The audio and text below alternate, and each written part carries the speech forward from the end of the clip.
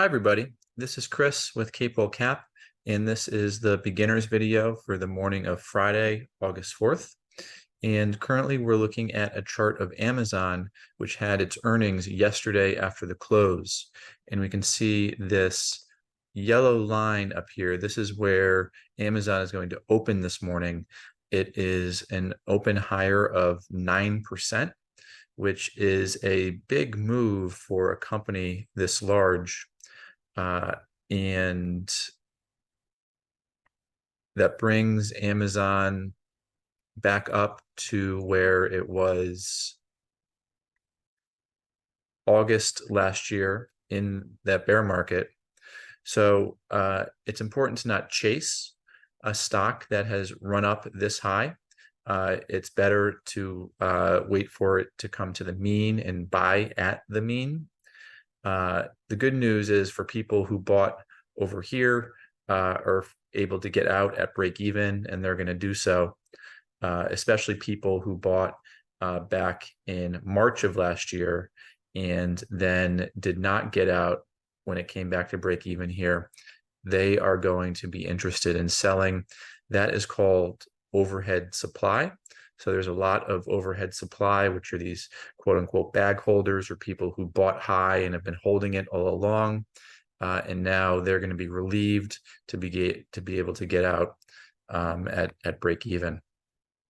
Now, a lot of people probably did sell to take losses and tax loss harvesting the end of last year. So there will be less supply than if this all happened very recently. But Amazon is doing a great job of single-handedly holding up the market here. We'll have a look at Apple as well. Apple earnings yesterday after the close.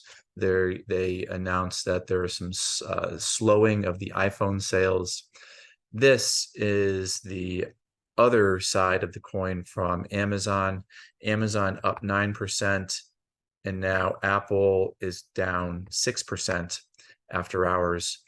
And an interesting tool you can use are moving averages. And you see here this purple line, blue line, green line, orange line, pink line. These are different moving averages.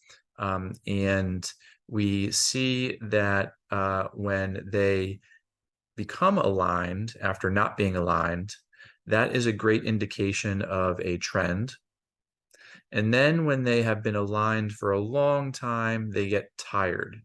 And then here they're starting to come in, and now prices down here. So now they're about to get messy. Here in this middle panel, we have the RSI. That's the relative strength index. The orange line is just an average, a 21 period average of the RSI. And we can see how this RSI and the average has been really high. It reached a peak right here at 77.6. That's really high. You see how historically it rarely gets up there. And so then that marked the peak in terms of momentum. And then you can see everything, it just got weaker, weaker, weaker, weaker. And this is called bearish divergence, when the indicators are getting weaker, but the stock still tags a new high. And this has a way of sucking in people who are not watching these indicators, and they just see it making a new high, and then they'll buy in. Same thing with the stochastic RSI indicator down here. This just reads the RSI and puts the recent movements on a scale of 0 to 100. And so you can see relatively where the RSI has been compared to itself in the past, and we see that kind of deterioration. This top indicator here, the ADX, this measures momentum. The blue line is the absolute momentum. The green line is the positive momentum. The red line is the negative momentum.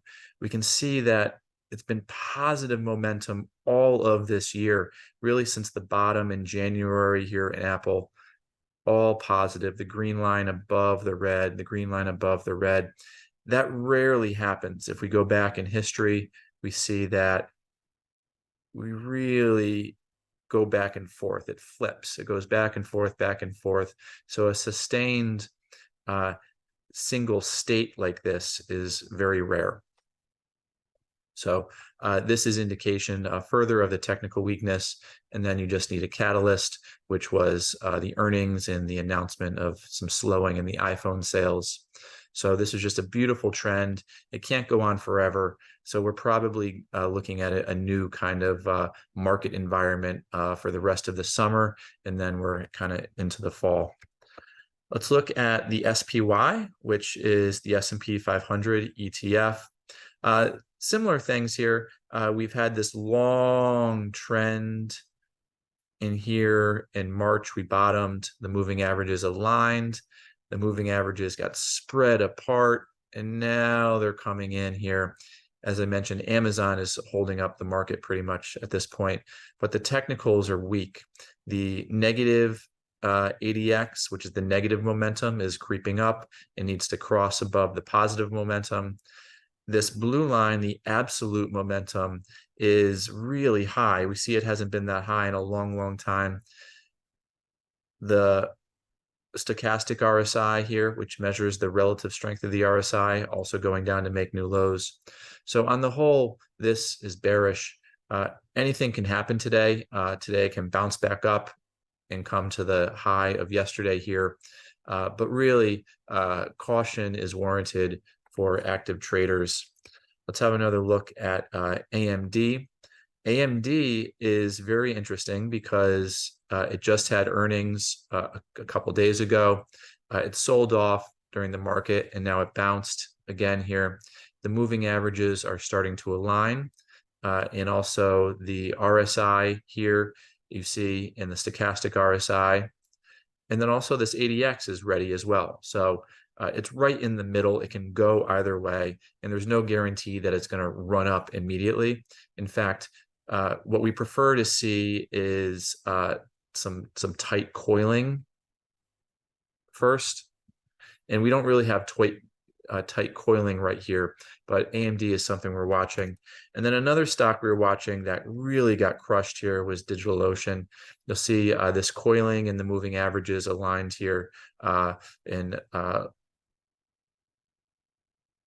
late June, and that really played out nicely. But now here, after earnings, they're going to get crushed, and people who are long up here are really in the barrel getting beat up. There's no reason why it can't recover from here, but this is really a difficult beat here for DigitalOcean. So we'll also take one quick look at the NASDAQ. This, again, will resemble Apple and all the big tech that we saw, and also the SPY. Here, the negative ADX is crossing above the positive ADX. So the RSI is falling and coming down. The stochastic RSI is weak as well. So these moving averages have really been aligned all year. It's time for these moving averages to get messed up. Price can go sideways, and the moving averages and all the indicators can reset. Price can fall. That's the fastest way. There are a lot of buyers up here, and so that would quickly become selling as we go down to this moving average, maybe this moving average. This negative ADX can rise up, the positive ADX can dip down. So this is a time for caution. We appear to be topping or at least going sideways. So we will see what plays out today.